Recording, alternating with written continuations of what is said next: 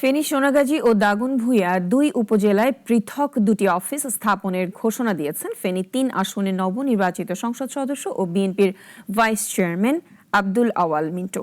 শুক্রবার সোনাগাজী কেন্দ্রীয় জামে মসজিদ জুমার নামাজের পর মুসল্লিদের সঙ্গে সৌজন্য সাক্ষাৎ ও মতবিনিময়কালে এসব কথা বলেন তিনি। মাসে অন্তত ৩ থেকে ৪ দিন এসব অফিসে সময় দেবেন বলেও জানান তিনি। সোনাগাজীর গুরুত্বপূর্ণ প্রকল্পগুলো দ্রুত সম্পন্ন করার উদ্যোগ নেওয়ার কথা জানান তিনি। এলাকার সার্বিক উন্নয়নে সর্বস্তরের মানুষের সহযোগিতা কামনা করেন তিনি। উপজেলা বিএনপির আহ্বায়ক জয়নাল আবেদিন বাবলু সহ অন্যান্য নেতাকর্মীরা এ সময় উপস্থিত ছিলেন।